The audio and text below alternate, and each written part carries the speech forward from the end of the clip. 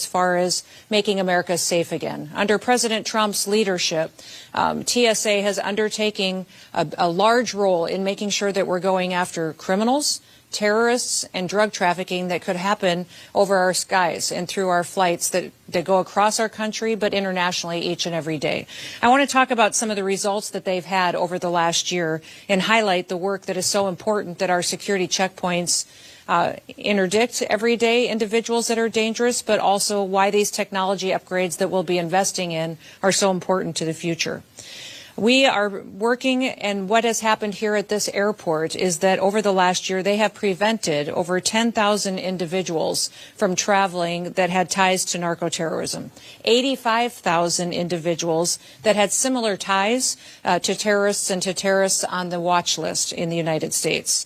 Miami has a human trafficking unit that has done over 2,200 inspections over the last year and made 24 child exploitation arrests, and then also took 60 adverse actions in order to revoke over 90 passport revocations. It's incredible the work that they have done to keep people safe, which is the mission that the Department of Homeland Security seeks to do every single day. In fact, this human trafficking unit also removed 85 different firearms, 82 of them which were loaded at the time that they removed them. The tactical response team did over 2,089 inspections, took 71 adverse actions, and had 22 different nominations to the terrorist screening data set, which is so important for us to be able to work from in order to keep terrorists out of our country or remove them when necessary. They interrupted multiple individuals that were suspected of espionage and tech acquisition, which is so important to protecting our country in the future. And the Port Operations Command Center, the Regional Carrier Liaison Group, they denied boarding to 9 different individuals that were on our suspected and terrorist screened database that is so important to keeping individuals with ties to terrorism around the world off of our airlines and out of our transportation networks. As you can see, what happens here at the Miami International Airport is incredibly important to the security of the United States of America. This is one of the busiest airports in the world. In fact, under Steve's leadership and David's leadership, they have brought in not just the golden age of travel, but they've also incredibly focused on keeping that travel secure and making sure that it focuses on hospitality as well. We have over 1,700 TSA employees here. They average 70,000 passengers per day, but just recently broke their all-time record of passengers screened at close to 100,000 people on January 4th of 2026. In fact, in 2025, 25 million people went through this airport. They're now undertaking a $9 billion modernization plan. They're investing in technology to make it more efficient for passengers to go through their checkpoints and to do so in a way that makes the experience pleasant for them as they travel with their families and their friends. TSA is putting $100 million into that investment, but just recently we've also announced that we will be spending another $1 billion in technology upgrades across the country in our airports to partner with them on what they can do to keep Americans safe. We'll be increasing our canine presence with teams that will deploy all across the country, computed tomography and enhanced imaging technology. In fact, here Concourse D at the Miami airport is a state-of-the-art concourse that is allowing passengers to get screened over 30% faster.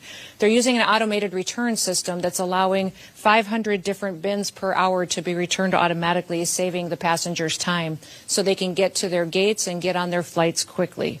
There's cross-screening lanes that have been invested in, and it's allowing multiple passengers to screen their baggage at one time so the process can go quicker. They're rolling out bulk resolution tech, making the possibility for liquids and more personal items to go on airplanes with individuals as long as they are deemed safe. They're implementing biometric gates, and we'll be implementing also TSA touchless pre-check ID and making targeted upgrades at the busiest airports. With these security upgrades, it'll be invested in not just here at Miami, but across the country at those busiest airports. That $1 billion will make sure that we continue to keep America safe, but even those who travel into our country and visit us, that they will continue to be safe as they do that. We have big events coming up. We have the FIFA World Cup coming up. this year, and then also we'll focus on the Olympics. There's many individuals from many countries that will be coming to visit us, enjoy our hospitality. We want to make sure that we are prepared, that we're partnering with incredible airports like the Miami International Airport, and that we're doing it with the next generation, greatest technology and security measures that are possible. We're excited about the future, what they've done to stop terrorists and criminals from coming into our country, and also removing those that may already be here, but also what we can do to make sure that we're prepared for the future and any threats that may come as well, while people enjoy the travel that is the golden age of travel, just like President Trump promised the American people. And with that, I'll open it up to any questions that you may have. Yes?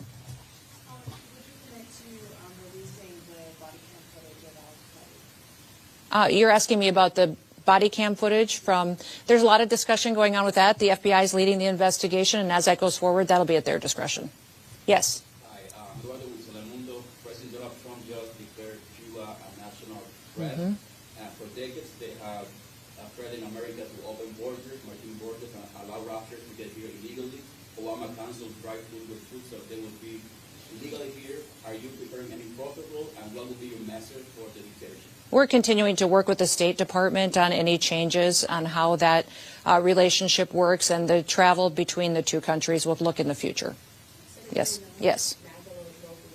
Yes. TPS for Haitian nationals on Tuesday. Is there any reconsideration to extend TPS for those nationals that may live across the country? Yes, TPS is a temporary protective status. It's a program that's long existed in law. It has always been meant to be temporary, although under the Biden administration we saw it abused and not utilized correctly according to how law dictates. President Trump is restoring that.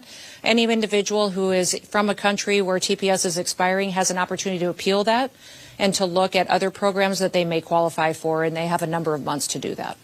They should reach out to the State Department. They should reach out to the Department of Homeland Security, and we will help them with that. And DHS still has Haiti on a level 4 travel. So people who have built their lives here over decades may be worried about going back to Haiti, knowing that there's nothing else for them, the gangs have taken over their community. What do you say to those people who are worried? The State Department gives us the analysis, and the Department of Homeland Security implements the program. So as TPS for Haiti expires, those individuals can all work with us to see if it is following the law to stay here, and if not, they will return home. Last question. I wanted to ask about the Sure. ruling that came down today. A judge denied Minnesota the state's defense to expand more ICE agents in their community. Your reaction to that? No, I'm thankful that we get the chance every day at the department to make sure that we are enforcing the law and treating people equally in order to protect the American people. So the decisions that come down, of course, we implement the law, and we're grateful when a court sees that the right thing has been done. We'll continue to focus on getting dangerous criminals, murderers, and rapists and drug traffickers out of this country and bringing them to justice.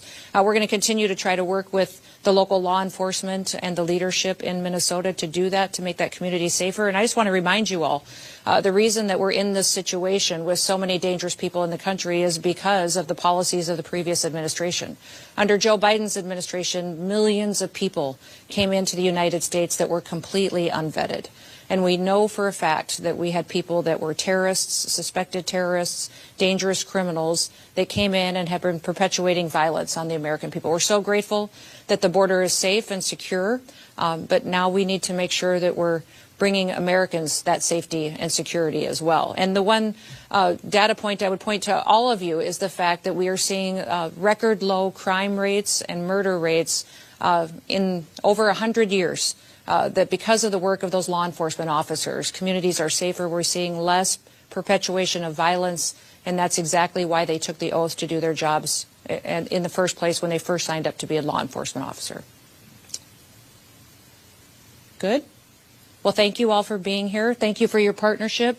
We're grateful for this, the work that we have with this airport in bringing safety to travelers and also bringing us into the golden age of travel where we can do it more efficiently and with more hospitality. And thank all of you behind.